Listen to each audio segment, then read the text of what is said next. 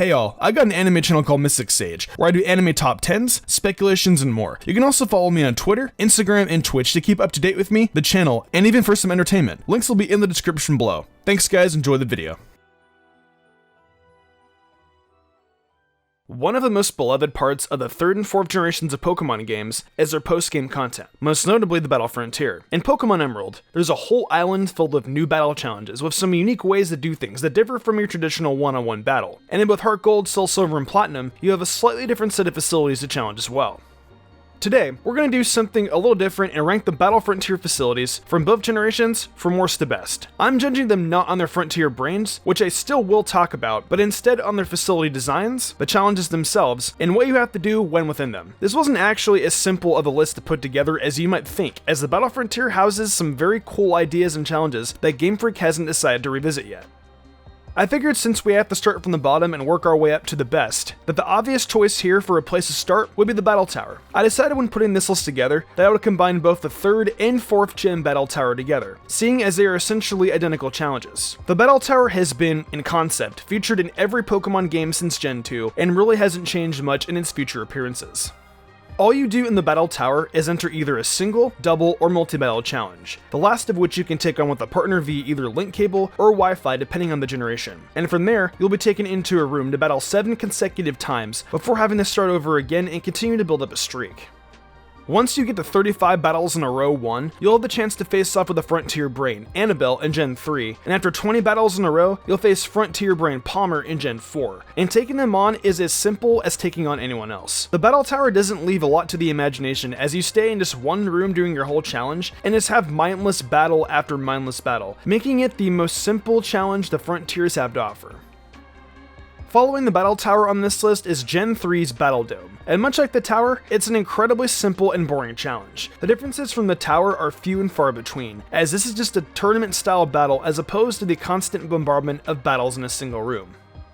This time you're seated into a 16 trainer bracket and forced to fight through it so you can become the winner. However, one major difference in the Battle Tower is that you're only using 2 Pokemon in these battles instead of 3, though you do choose 3 to go into the challenge with. There are a ton of calculations that go into these battles as well, such as seeding being decided by crazy things such as the base set totals of a team being combined and added into other factors. There isn't a whole lot to say about the Battle Dome honestly, it's just a poor man's Pokemon World Tournament, but without the brand name trainers and with little to nothing going for it, and that's a bit of a disappointment. The Frontier Brain Tucker though kind of has a cool design, and I wish they'd save him for a different facility or for something else entirely. So coming after the Battle Dome is another facility that I combined from Gen 3 and 4, the Battle Factory. Much like with the Battle Tower, these two are the same in both generational appearances. I will say though, the Battle Tower in the 4th gen games looks a lot cooler than the one in Hoenn. The battle style of this facility is different from all others, as instead of your own Pokemon, you enter with rentals. You might be used to using the same 6 Pokemon throughout your playthrough, and suddenly you're thrusted into the Battle Factory, and you're being forced to use a team of Persian, Kabutops, and Cherim. However, if Cherim isn't exactly your favorite Pokemon, should you defeat an opponent, you'll get the opportunity to switch out one of your Pokemon with one of theirs, and that will give you the chance to snatch that awesome Garchomp they have. Honestly, the Battle Factory is actually a pretty neat facility, but it's just so much like the Tower and Dome with nothing of real interest to talk about other than the rental Pokemon. In Gen 3, you'll get a little insight into the kind of trainer you'll be facing beforehand through a phase that will help you determine if their Pokemon are more so into causing damage, status elements, or weather conditions among a few other types of sets. In Gen 4 though, you start off learning all you need to know about the opponent's team, and are given less and less info until the final round, where all you're told is that the opponent's most common typing is among their team. Like I said, the Battle Factory houses a fun concept in allowing you to use other Pokemon and trade for new ones to use during your challenge, but it just does little to break new ground in the Battle Frontier beyond that. Next up we have the Battle Arena, and this is where things get a bit more interesting when it comes to battles where you're still suffering from the major flaw that most Battle Frontier facilities have. In the Battle Arena, you've got your usual 3 Pokemon that you bring into battle, but instead of just having a battle to see who faints first, you'll have a 3-turn affair where if there is no one actually knocked out before the 3 turns are up, the judges will choose a winner. For instance, if you're battling the Arena Tycoon great as Umbreon with one of your Pokemon and end up going 3 turns without either Pokemon being knocked out, then the judges will look over the moves you use and hand out points in 3 different categories: mind, skill, and body. It's really interesting to see just how much the moves you go for can affect your challenge in this facility. Instead of just trying to merely knock out your Pokemon, you also have to attempt to bring out the best in your own using whatever moves you have in them, so you can move on with your battle if you're unable to knock the opponent out. You have to send Pokemon out in the order they were originally registered, and you can't just switch out. You have to use them for at least 3 turns, or for however long it takes for them to be knocked out. So yeah, the battle arena is a very interesting take on being locked into a single Pokemon, and that added layer of being judged on the way you battle is pretty cool, but it still isn't by any means one of the better challenges in the battle frontier. Rounding out the bottom half of these facilities is the Battle Arcade from Generation 4. To tell you guys the truth, I actually think the Battle Arcade is kinda cool. It's got a pretty sweet design from the outside, and the arena in which you battle your opponents really does feel like an old school arcade of some kind. When it comes to the battles, you actually have this interesting mechanic of randomization that kicks in each time. Before each battle you have in this facility, a giant game board will feature 16 tiles of several different unique outcomes listed on them, waiting to be landed on. These outcomes can range anywhere from starting the match off with a weather hazard up to swapping your entire team with the opponent. You can even roll a battle skip, which just moves you on to your next battle without even taking on the current opponent. There are several status conditions that you could land on as well that could either affect you or the foe, as well as having a chance to roll items and levels to be added to either side. It's actually an incredibly interesting challenge, and the possibilities of randomizing into just about anything really keeps this from getting stale. The only true problem with the Battle Arcade is that, while the RNG giveth, the RNG may also taketh away. I can't imagine how aggravating it would be to make it so far into a challenge in the arcade, and then suddenly you roll into having your most important Pokemon burned or put to sleep or something like that. You have to not only plan for trying to take on any Pokemon you come up against, but also for the random conditions you find yourself dealing with. The facility is definitely fun, but it doesn't exactly translate to being good. Watching a film like The Room might seem like a fun time, but it's pretty obvious that it isn't a good one. This is just another facility where you stand in a room and just continue to battle, and it's rather unfortunate that so many of these follow the same concept. Now to open up the top half of the facilities is the Battle Castle, another one from the 4th generation. The Battle Castle features a mechanic known as CP, or Castle Points. At the start of your challenges, you get 10 of them, and from there you're able to use them for a multitude of different things like healing your Pokemon's health or restoring their PP, and also open you up to getting items for your Pokemon. There are so many things you can end up using the castle points on that end up influencing your battles. The only way to get more points is to, of course, win battles, and it comes down to defeating your opponent quickly if you want to make as many points as you can. If you can get through a battle taking no damage and one-hitting each opponent, then you're gonna make absolute bank on a battle. That being said, while the Battle Castle is indeed different and perhaps gives you more control of your battles than any other facility, it does still lack in some places. It has got a great design, but the green and yellow don't clash particularly well in my opinion. Since this is yet another facility where you're trapped in a single room while you battle, it really is a shame that it isn't more tolerable to look at. The biggest problem though is that the concept just isn't as interesting as the next few challenges, and really if there was some sort of exploration included at the castle to help you get CP, as opposed to just battling other trainers, I'd probably like this a little more. Either way, it is definitely one of the better parts of the 4th generation's Battle Frontier. The next facility is actually the last one from the 4th generation, and thus the one that I consider to be the best from those games, the Battle Hall. The Battle Hall doesn't have you take on to 7 trainers in one shot like most facilities across the 2 Battle Frontiers. This time you end up taking on 10 different trainers in one challenge. The battles are a bit different here too, seeing you use only one Pokemon to take on the entire set of 10 others.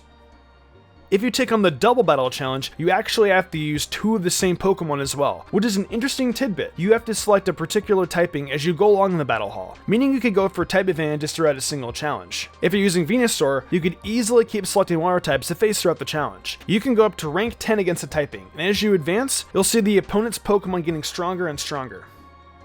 The idea behind the Battle Hall is honestly really awesome. The fact that you can essentially create your own challenge is pretty imaginative and a great choice on GameFreak's part when they designed this one. A cool aspect of things is that after you get a high record or win streak, you start having fans show up, and they can range anywhere from your mother to Professor Oak to Joe Gym Leaders, Whitney, and Jasmine. It's honestly super neat and really encourages you to keep taking the challenge to see who will show up as your next fan. The Hall Matron Argenta is also a really cool Frontier brain, and the music that plays in this well-designed facility is pretty top-notch. All in all, the Hall is definitely the best on the DS when it comes to the Battle Frontier. The Battle Pack follows up next, and before we get into the type of challenge it is, I've got to say that this is definitely the coolest design of all facilities. It's a giant Viper. You enter through its mouth, and then inside is this really cool curtain aesthetic that's just so pleasing to look at for some reason. The challenge that awaits you inside is an interesting one though, as you end up being given 3 doors to choose from that could lead you into a few different situations. You could end up being challenged by a trainer to either win a single or double battle, which could possibly result in your team being healed if you win, or you could end up in a room with wild Pokemon in it that will try to completely hinder your challenge. It's even possible to be assaulted by a random Kirlia when you enter a room and end up having possibly your entire team dealing with a status element. With the amount of different scenarios I could play out when challenging the Pike, it's almost always an exciting playthrough. Lucy is also possibly the most well-designed Frontier brain of them all, so I've got to give this facility a few bonuses for that. When I first put this list together, I always knew I'd want this to be higher up on it, and I feel it's a little underrated with fans of the Battle Frontiers. Everyone remembers the design of the building, but not many people talk about how fun the challenge can be. Plus, for the first time in any of these challenges, you finally get to control where you go and be in multiple rooms as you advance through the challenge, and that is something that all facilities desperately needed to stay interesting, though there is one facility that specializes in that sort of thing that we will get to shortly. The penultimate facility here before we get to the best one is the Battle Palace. This challenge is by far the most unique one of them all, as you actually have no real say in what happens. You can choose 3 Pokemon and they battle on their own without using any user input. Depending on your Pokemon's nature, it'll have a strong desire to use certain types of moves in their moveset. For example, if you're using a Gyarados that is adamant nature, it'll favor using Waterfall over Rain Dance or Taunt. Your Pokemon could end up using more support moves or defensive moves over its attacking moves, so you really need to be smart when building your movesets, as that is the key to victory. This is such a cool idea and something I'd love to see come back in the future games in some sort of way. The fact that your Pokemon are capable of fighting for themselves with the power you've given them is something that GameFreak should totally explore more. Also, this facility is really nice looking on the inside and changes up the rather boring layouts we tend to get when we're locked into one room, so that gives it more points as well. Finally, we've reached the best Battle Frontier facility, and you've probably figured out by now that it is the Battle Pyramid. The Battle Pyramid is essentially a condensed dungeon crawler, and you guys know how I feel about those. When you're in the Battle Pyramid, you'll end up traversing dark floor after dark floor, dealing with wild Pokemon and trainers along the way. You can make your trip easier by defeating trainers who not only lighten the room up a little for you, but also point out where you have to go to get to the next floor. While making your way through this challenge, you find items scattered around the place which you can put in an explorer's bag, and use during your challenge as you see fit. If you're not sold on it yet, just take a look at the aesthetic of this place. The outside is so cold, the initial entrance is decked out to look super Egyptian, and once you reach the peak, you're treated to one of the coolest single screens in all Pokemon Emerald. The battle you have with the Frontier Brain Brandon is also super awesome, as in your first encounter, he'll use the 3 Reggies, and then in the second, the legendary trio of birds. Everything about this facility screams entertaining and awesome, so picking it to be number 1 was such a no-brainer. Well, those are my rankings for the 10 unique Battle Frontier facilities in Gens 3 and 4. Would you like to see GameFreak bring something like the Battle Frontier back for future games? Perhaps in Gen 4 remakes? I'd love to know what you guys think in the comments below. If you enjoyed the video, why not leave a like and subscribe to my channel with notifications on, that way you never miss an upload. If you want to support me even further, consider following my Twitch where I stream a lot of Pokemon content and Nintendo content like Shiny Hunting, Showdown Battles, Pokemon Nuzlocke, Zelda, Fire Emblem, and much more. I've also been reviewing every episode of My Hero Academia Season 4 over on Mystic Sage, so head over there if you're into that too. Want to support me further and gain cool perks? Check out my Patreon. Daniel Leone, Lady Crimson, Memory Martin, The Lazy Leo, Matthew Young, Awesome Lego, Jarrett Wiz Austin, Sudden Grider, Nigma97, and DDD did, and I want to thank them personally for going above and beyond. It means the world to me. I think I'm wrap this up though. I'm Mystic Umbreon, and I will see you in the future for more awesome Pokemon content.